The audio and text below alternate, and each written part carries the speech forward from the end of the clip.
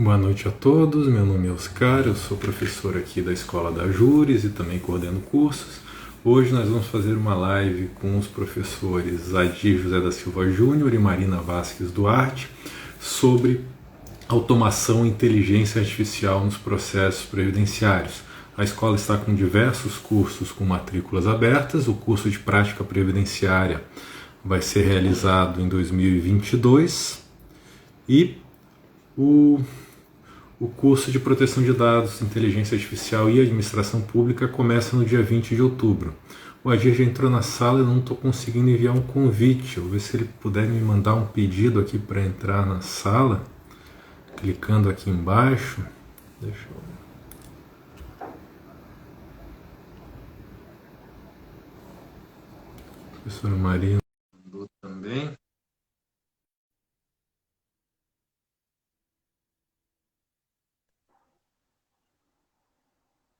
Boa Olá. noite, professor Marina, tudo bem? Estou tentando Tudo chamar bem. ele aqui, mas eu não consigo. Acho que ele vai ter que me mandar o pedido.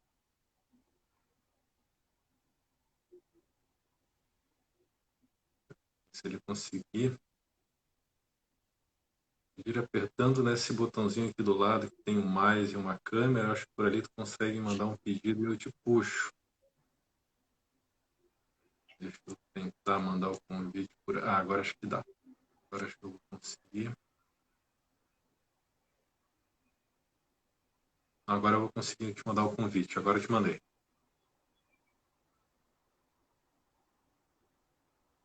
Deve ter recebido um convite para entrar na sala agora. Entrar aqui na live e aí nós já começamos.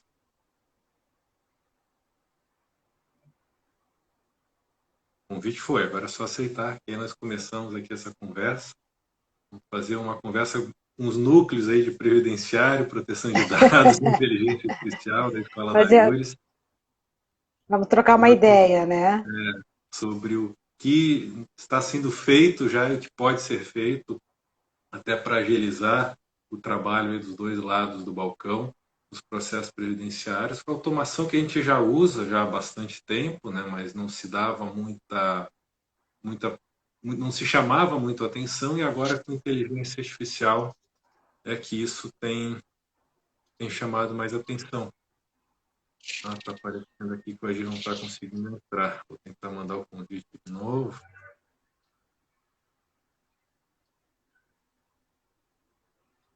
E agora vai.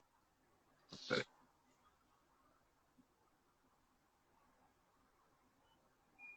Ah, foi convidado de novo.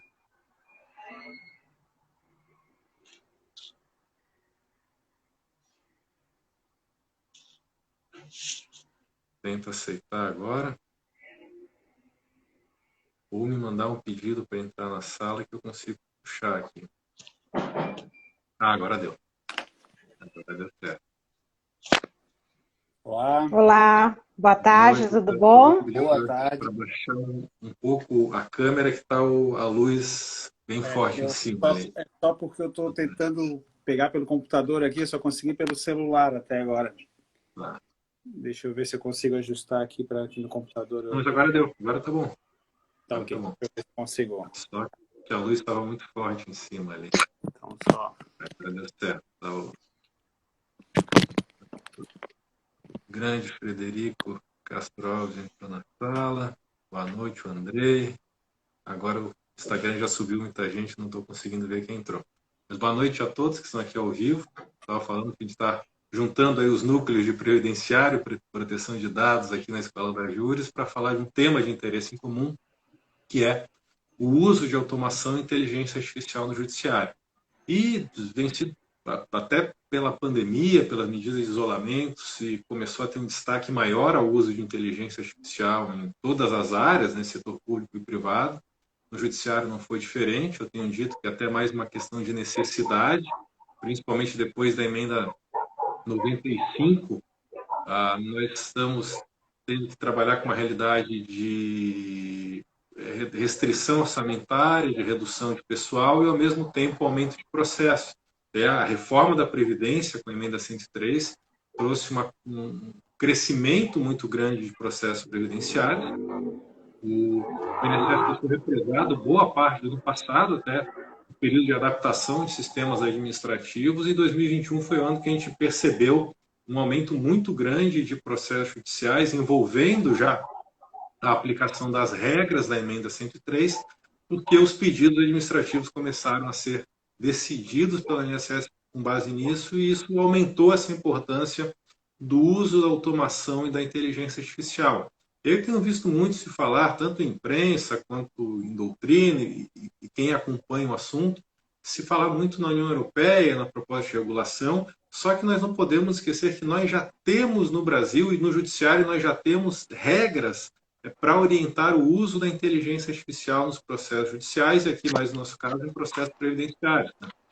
O Executivo tem já de 2021 a Estratégia Brasileira de Inteligência Artificial, conhecida como EBIA, e o CNJ, no final do ano passado, tem dois atos importantes, a Resolução 332 e a Portaria 271 de 2020, que tratam da regulação do uso da inteligência artificial no judiciário, de limites normativos e éticos para a implantação de inteligência artificial nos processos judiciais. E aí eu acho uma questão importante, eu sempre converso com a Adir, de que é necessário que a gente observe, agora com o auxílio da máquina na prática de alguns atos, também essa cooperação, os dois lados do balcão, ainda que seja um balcão virtual e não um balcão presencial, para entender como funciona e para fazer com que esse gerenciamento até mesmo de rotinas administrativas e de tarefas seja facilitado. Um exemplo clássico, aí, mas como disso até envolve um pouco de automação, mas em breve a gente pode começar a envolver a inteligência artificial nisso, é a conciliação no processo previdenciário. Se o INSS apresenta uma petição como petição comum e não como proposta de acordo, e se o advogado da parte autora, quando aceita o acordo, junta a sua petição como PET, não como petição de acordo, isso acaba levando um atraso na homologação desse acordo. Ao passo que, se usar o evento correto, se usar o documento adequado, até com ferramentas de automação, hoje e no futuro, provavelmente com inteligência artificial, esse acordo já é homologado em poucos minutos, em poucas horas, geralmente no mesmo dia, com o uso do formato adequado de manifestação no processo. Então, acho que o primeiro passo, a primeira pergunta que eu faço para o Adir, uma questão importante, quando a gente fala no uso de automação de tarefas, de inteligência artificial, e aí a LGPD, somada a isso com o princípio da transparência, no artigo 6º, inciso 6º, essa necessidade de cooperação de quem pede e de quem decide para fazer com que as ferramentas funcionem de uma maneira mais adequada. Boa noite, Adir, bem-vindo aqui na live da Escola da Júris, na tua estreia aqui nas lives. Boa noite, doutor Oscar. Boa noite, doutora Marina. Não sei se o meu som está adequado, porque aqui pelo celular aqui. Quando o doutor Oscar me convidou para essa matéria e para essa live com esse tema e com esse público-alvo, o primeiro instituto que me veio à cabeça foi efetivamente o princípio da cooperação. Eu e o doutor Oscar atuamos juntos, né? Não, doutor, por favor. Muita formalidade aí. Tá certo. A gente atua junto nas unidades jurisdicionais já há 7 anos, já no Paraná, no Rio Grande do Sul. E a gente tem que o princípio da cooperação, para muito mais do que um mero artigo lá do Código de Processo Civil, é de fato uma construção que redundou naquele princípio esculpido no Código de Processo Civil, porque o processo civil, como um todo, é resultado de uma construção colaborativa e cooperativa, né? E o processo eletrônico, e aqui quando eu falar do processo eletrônico eu vou falar efetivamente do EPROC, né? A gente tem alguns sistemas de processamento eletrônico no Brasil, mas o processo eletrônico por excelência para o nosso público-alvo aqui, do direito da matéria previdenciária na 4ª região, é, de fato, o processo eletrônico EPROC criado pelo Tribunal Regional Federal da 4ª Região, já há quase 20 anos, em 2003 foi estipulada a primeira versão, né? E lá, em 2003, ele era um singelo sistema de tramitação processual. E a construção dele, até os dias de hoje, foi tornando ele um sistema de gestão judicial e judiciária, né? Ele é para muito além do que é apresentado para os usuários externos e, por vezes, até para os internos. Ele é um sistema que engloba uma série de sistemas que precisavam ser utilizados externamente, né? E uma série de ferramentas que foram se incorporando no dia a dia e foram sendo sugeridas para a utilização. E o sistema de processo eletrônico, ele, de forma muito evidente e mais do que qualquer outra manifestação do processo judicial, encampa essa ideia de cooperação, porque o sistema utiliza dados fornecidos e cadastrados por todos os usuários, né? Todos os dados importam. Se em algum momento, lá no passado, os dados eram meramente informativos, hoje, cada vez mais, eles são elementos dos quais se vai extrair informações para que o processo siga na sua marcha, né? Então, é muito importante afirmar que o processo eletrônico da quarta região, no formato que ele tem, no formato que ele adquiriu, ele é um sistema de cooperação, né? Então, eu pontuo aqui dois elementos muito importantes nessa compreensão do nosso sistema, que em outros sistemas ele é até observável, mas eles são características muito próprias do nosso sistema, que é a interoperabilidade, né? Eu recordo ali em 2015, por volta de 2015, a gente participou do encontro de diretores de secretaria, que a gente teve a curiosidade de elencar quantos sistemas um diretor de secretaria precisava trabalhar, precisava manejar. E foi mais de 40 sistemas. De 2015 para cá, boa parte deles já foi incorporado, ou pelo menos há uma interação muito efetiva com o processo eletrônico, né? Então, ele é para muito além do sistema de tramitação, ele é também um sistema de gestão. E o outro ponto que é ainda mais importante é a flexibilidade do sistema. Não só a flexibilidade de construção e de incorporação de ferramentas, mas a flexibilidade de uso das ferramentas também. Então, como exemplo, a construção do sistema se dá de uma forma quase comunitária, né? A gente tem fóruns internos dos quais participam servidores, magistrados, que sugerem, discutem, avaliam a existência desses sistemas e dessas ferramentas do ponto de vista da viabilidade, da conveniência, e a partir do momento em que há uma concordância dessa comunidade judiciária da viabilidade dessas ferramentas, passa por uma fase de produção. E isso não seria possível se o sistema fosse engessado, se o sistema não fosse um sistema próprio do tribunal, mantido pelos próprios servidores do tribunal, e é assim desde 2003, o que oferece um sistema muito seguro, né? Temos muitos ataques de hackers, mas nenhum efetivo até hoje no âmbito da quarta região. E temos a incorporação de uma série de sistemas que hoje tornam um sistema muito mais do que um simples sistema de tramitação.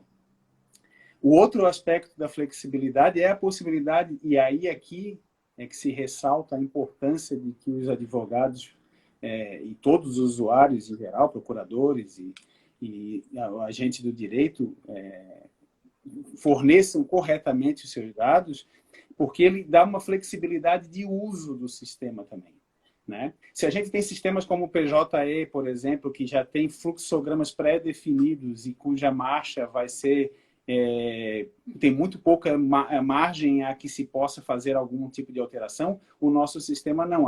Nós mesmos, de acordo com as peculiaridades da subseção, da matéria, da competência, a gente pode definir esse fluxograma, fazer representar ele por localizadores ou por pontos de verificação e, a partir daí, utilizar as ferramentas de automação, num primeiro momento, ou de inteligência artificial, já num momento mais avançado, para essa atuação. Então, com absoluta certeza, o sistema de processamento eletrônico hoje é talvez das fórmulas mais bem acabadas do princípio da cooperação, né? Aline, como isso chega na turma recursal? Às vezes a gente tem problemas, daqui a pouco a gente vai também chegar nesse assunto de um assunto mal cadastrado, de, às vezes, petições juntadas com um evento equivocado, até denominação do documento, tudo isso também influencia e ajuda ou atrapalha uma tramitação adequada do processo judicial, né? E aí eu acho que também tem a importância de se ter essa compreensão para que do lado de cá a automação e agora a inteligência artificial funcione de uma forma mais completa e mais adequada e com um risco menor aí de falhas. Sem dúvida, né? Na verdade, Oscar, o que acontece é que a gente ainda depende muito da utilização dos servidores e o nosso próprio trabalho humano, né? A gente ainda não consegue automatizar questões básicas, né? Que seriam, na verdade, apenas uma coleta de dados, porque a alimentação de dados ela ainda é bem equivocada. Então, assim, a gente, para passar para a inteligência artificial, a gente primeiro teria que ter uma coleta de dados bem fidedigna. E isso realmente ainda é um empecilho bem grande, porque começa desde o cadastramento da petição inicial, lá feita pelo próprio advogado, né?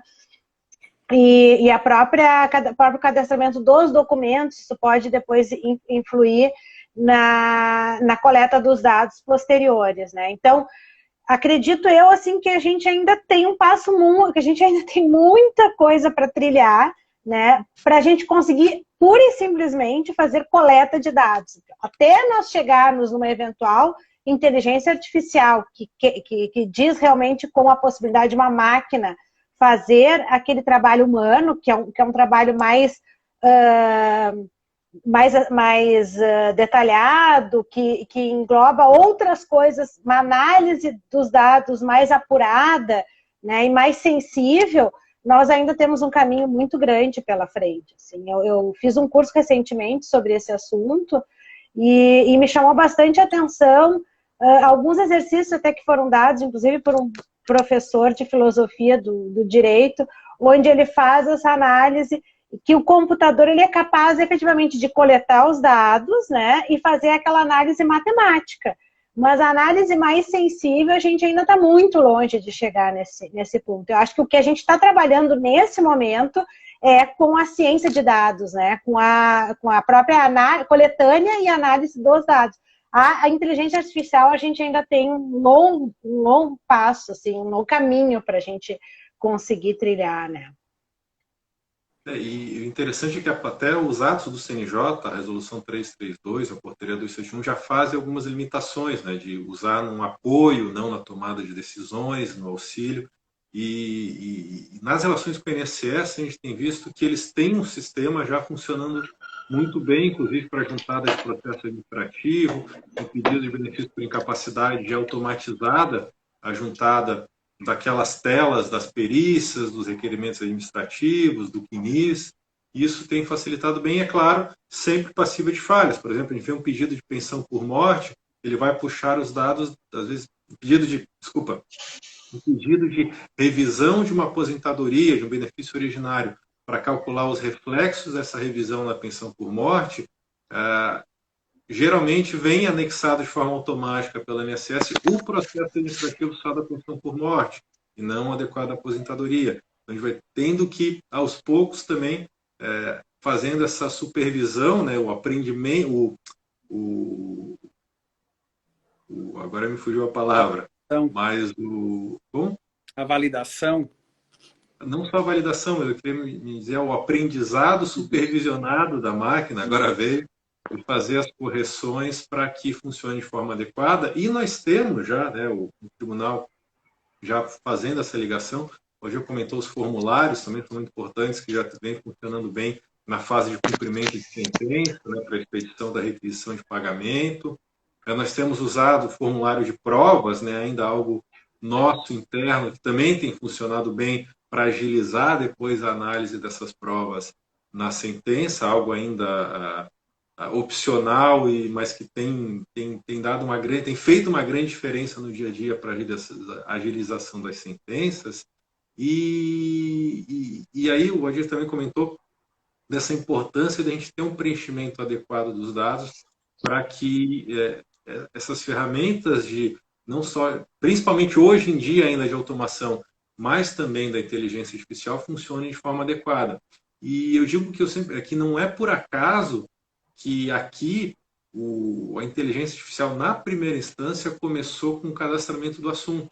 Eu acho que hoje eu já podia comentar, não sei se rapidamente, sobre os projetos que o TRF4 tem de inteligência artificial. São 7, né, mas eu acho que principalmente já em funcionamento implantados e funcionando bem, o da vice-presidência, de fazer essa seleção, essa identificação de casos repetitivos, não só para suspender ou para aplicar o precedente, mas também para identificar um caso novo e remeter para a STF ou STJ casos novos com alguma questão de fato, uma questão de direito, principalmente nesse caso, diferenciada para análise de afetação a um precedente ou não.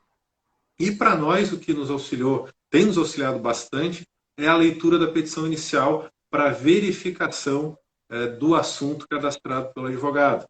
É um processo que chega com cadastro errado no tribunal ou na turma recursal, ele certamente ou muito provavelmente ele vai ter um encaminhamento inicial equivocado, né, naquela montanha de processos que chega diariamente, até que seja verificado que ali é um problema, uma falha no cadastramento do assunto para ser dado o encaminhamento correto. E para nós tem sido de grande ajuda, a gente não consegue virar aqui o celular, mostrar na tela como isso funciona, mas no EPROC nós já temos, eu acho que há 2 anos mais ou menos, né, funcionando, um pouco mais de 1 ano, essa verificação por inteligência artificial da leitura da petição inicial e da conferência se houve ou não o cadastro do assunto adequado no processo, e aí a gente sempre tem as duas opções, né? Se o assunto foi cadastrado de forma correta, já se indica que o cadastro está correto, e se foi feito de forma provavelmente incorreta, fica um lembrete no cadastro do processo, um aviso de que está incorreto, já com a sugestão do assunto mais adequado para aquele caso, só que aí o que é mais interessante, mais importante, é que isso só se resolve, isso só para tanto no aviso de correto quanto de incorreto, quando há uma supervisão humana, quando há uma conferência humana validando ou não validando aquele assunto que foi cadastrado na petição inicial, e aí já facilita a tramitação do processo. E aí um exemplo básico, aí simples, um pedido de benefício assistencial, um benefício de prestação continuada, né? Se o cadastro é feito de forma equivocada, como se o pedido fosse de uma pessoa com impedimento de longo prazo, e aquele processo entra numa pilha de automação para análise da petição inicial e documentos e encaminhamento inicial do processo, né, digamos, se o pedido seria por impedimento de longo prazo, foi cadastrado errado como benefício para idoso, vai ser feita uma perícia só socioeconômica. Um risco de se verificar esse erro só depois da perícia socioeconômica para a necessidade de realização de uma perícia médica. Então, acho que é muito importante essa análise, essa análise feita pela máquina do cadastro da petição inicial, inclusive para agilizar os atos processuais. Aí, se o Roger puder comentar sobre alguns projetos interessantes aí, os reflexos disso no processo previdenciário. Sim. Eu até pegando o gancho do Oscar e da doutora Marina sobre a participação humana nessa atividade, né, é bastante importante pontuar que ela jamais, ou a gente está muito distante de que ela seja prescindível, né? A gente tem duas etapas de utilização de tecnologia no processo eletrônico hoje. Uma primeira é de automação, e a automação não é inteligência artificial, a automação é a utilização de dados pré-cadastrados para que se possa seguir na marcha processual de forma automatizada, e a gente sequer hoje tem a possibilidade ainda de eventos automatizados, né? Todos eles ainda, a gente trabalha muito com a lógica de localizadores ainda, porque eles necessariamente precisam da intervenção humana para seguir em frente. A ideia não é prescindir da atividade humana, mas sim que ela seja otimizada, né? Então, a automação trabalha com resíduos, né? A gente consegue colocar 90% da tramitação processual dentro de uma lógica bem formulada, 90% do nosso trabalho dentro da secretaria deixa de ser necessário, né? E a gente vai trabalhar com resíduo, 10% da vara a gente vai lá em localizadores que apontam que os processos ficaram nesse resíduo e precisam de uma análise específica, né? E então isso quer dizer que O cadastramento equivocado não vai fazer com que o processo deixe de ser analisado ou deixe de ser corretamente analisado. O que vai fazer é que ele saia daquele fluxo que já está pré-estabelecido para que vá para uma análise de resíduo e aí sim possa ser corretamente analisado. E isso pode influenciar de alguma forma no tempo de tramitação do processo. Do ponto de vista da inteligência artificial, que já é um passo adiante, a gente também não pode prescindir da atividade humana, até porque a própria concepção é de aprendizado, né? Ela pressupõe um aprendizado da máquina, né? A cada dado que é inserido. Estou conseguindo me... Alô? O sinal estava um pouco ruim, mas acho que agora sim. Ele interrompeu um pouco, mas acho que agora está bom. Conseguindo me ouvir agora? Sim. Tá, bom. Então, a inteligência artificial ela pressupõe um aprendizado da máquina, um aprendizado do sistema, né? A cada dado inserido que vai ser utilizado, há necessidade da validação dos usuários internos para que aquele dado seja incorporado ao sistema e, a partir daí, apurado, né? Então, tanto na utilização com dados pré-cadastrados quanto artificial, há necessidade de intervenção humana para que o sistema possa ser realmente aprimorado. E há também, e aí eu queria chamar aqui a atenção para recentemente eu li um livro muito interessante do professor Pegoraro Júnior, lá do Paraná, sobre a disrupção no processo eletrônico ocasionou, que é onde efetivamente os sistemas de automação e inteligência artificial atuam, que é no tempo morto do processo, no que se convencionou chamar de tempo morto do processo, né? A nossa rotina cartária de muito tempo, no período pré-processo eletrônico, criou uma série de vácuos processuais em que o processo não está nem recebendo uma diligência, nem aguardando um prazo e nem sequer sendo analisado, né? Em muitos casos, a maior parte do processo está nesses tempos mortos, que são... E os sistemas de processamento, os sistemas de automação e a utilização da tecnologia que atuar justamente nesses espaços, no tempo morto do processo. Não vai haver, como é sempre muito receio dos operadores de direito e do próprio jurisdicionado, uma robotização da atividade jurisdicional ou um engessamento da atividade jurisdicional. Muito antes, pelo contrário, a gente vai atuar nesses tempos mortos para que eles sejam suprimidos e que possa cada vez mais ser possível atuar na atividade fim e não na de meio, né?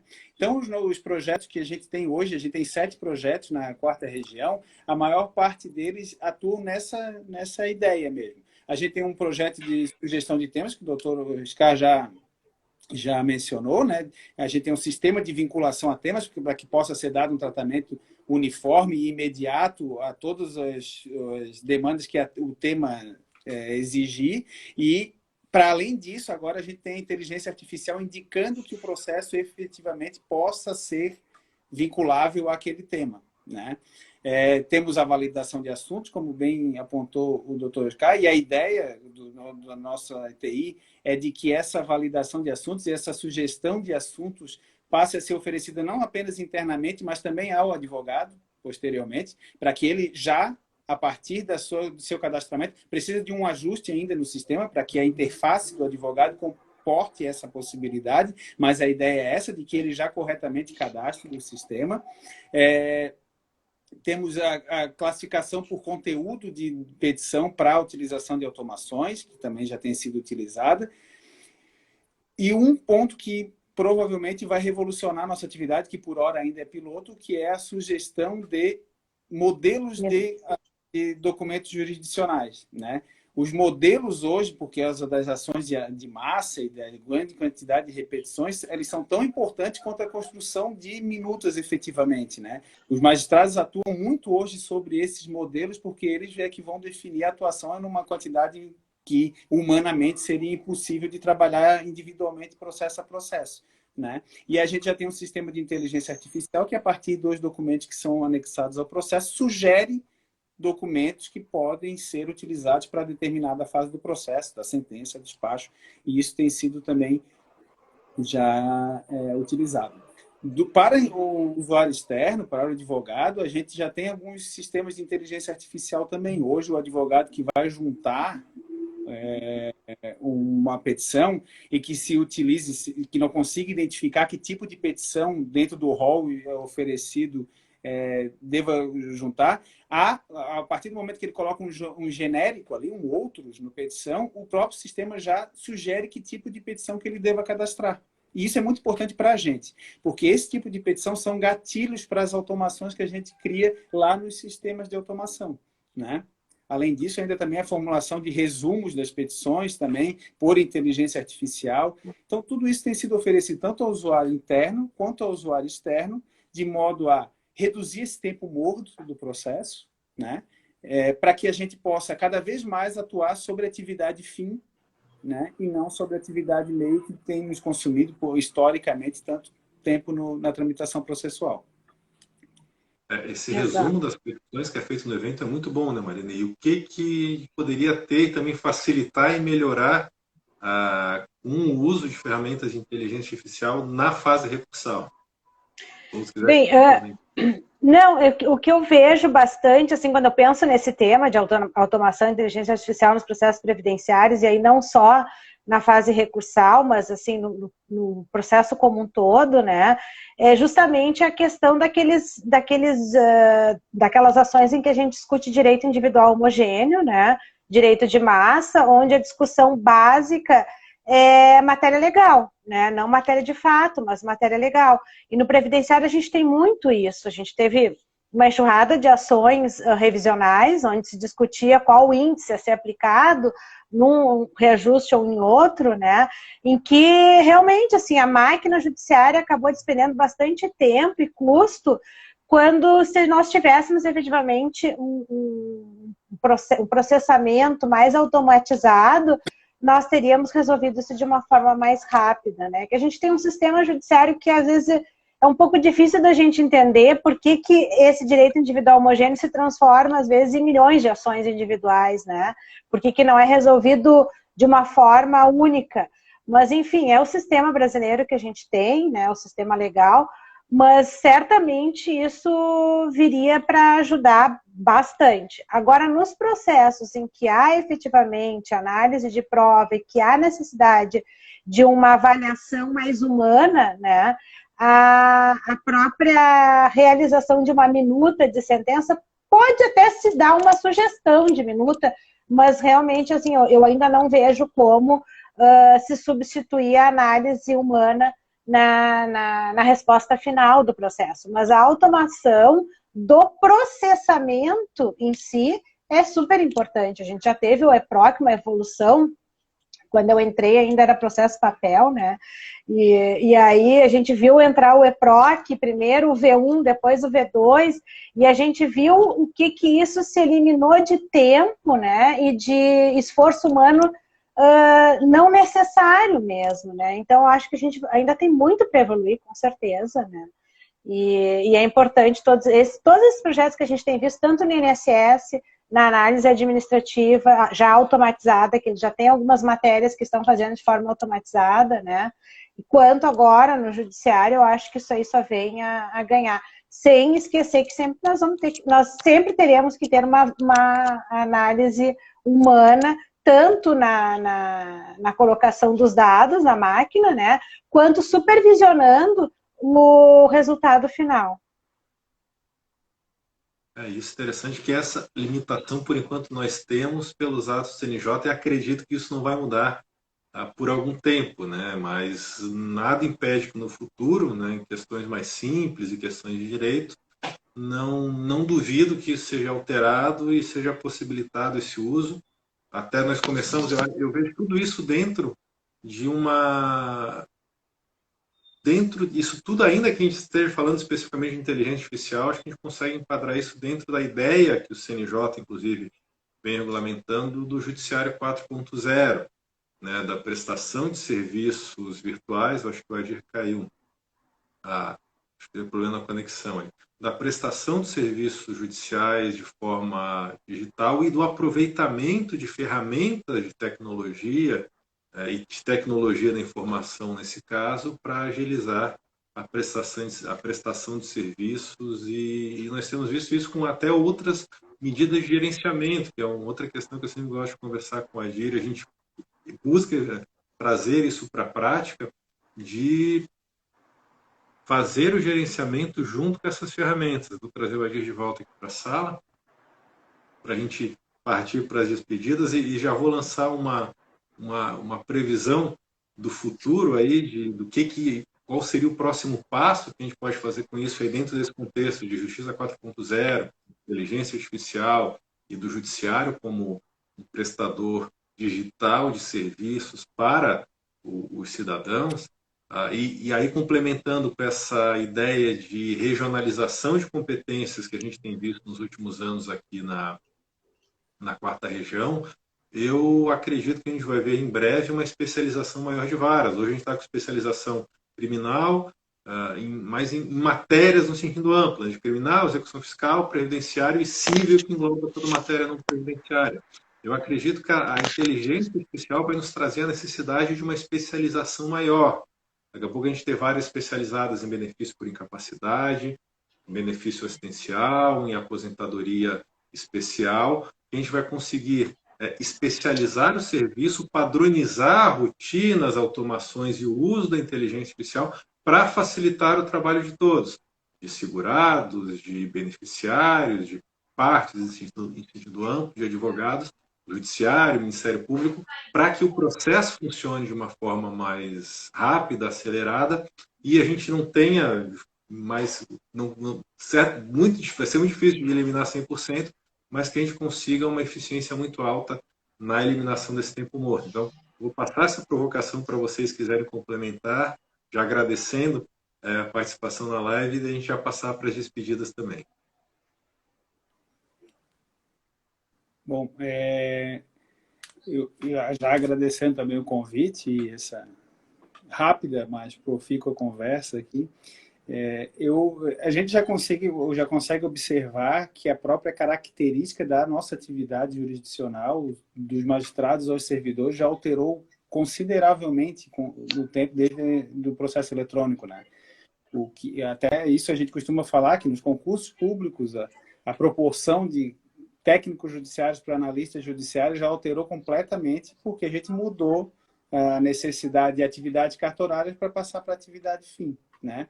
E aí eu concordo inteiramente com o Oscar sobre a respeito da tendência à regionalização e a tendência a medidas como essa da equalização processual e de que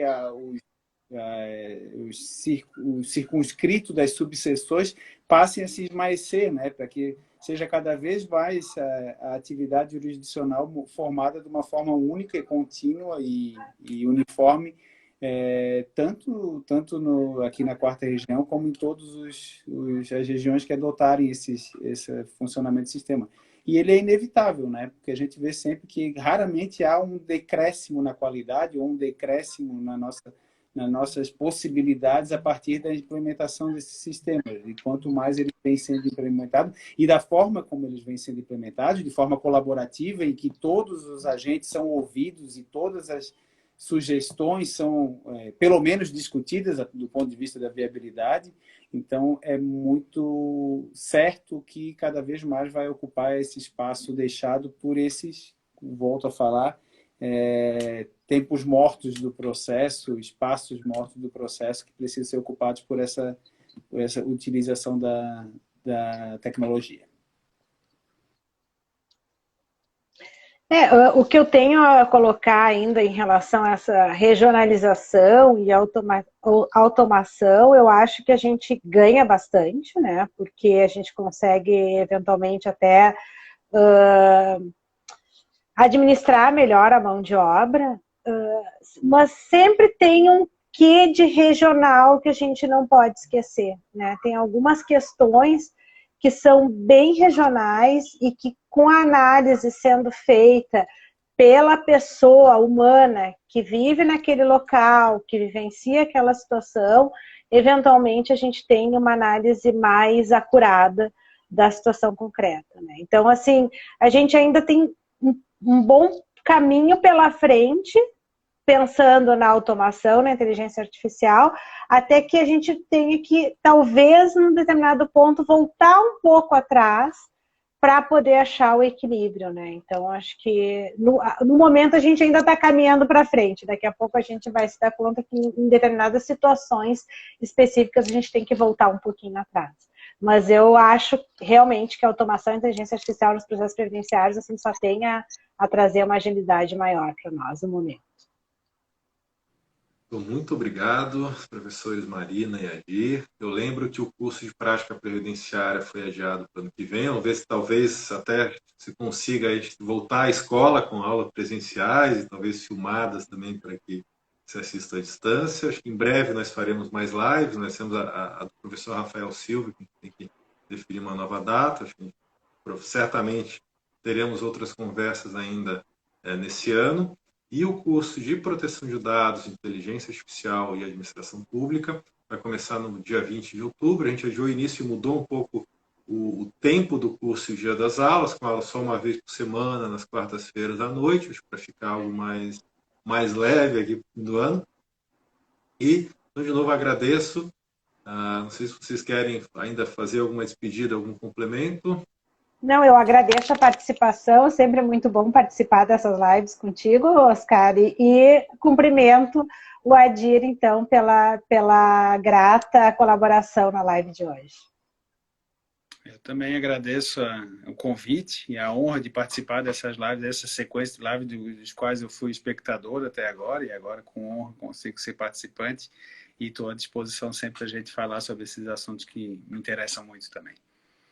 Obrigado também a todos que acompanharam aqui ao vivo. Foi perguntado se vai ficar gravado. Vai ficar gravado, se não der nenhum problema aqui no Instagram, mas acredito que não. E é um assunto que o tempo passou voando, certamente a gente vai voltar a conversar sobre ele. Então, obrigado, boa noite a todos e até a próxima. Obrigada, boa noite, até.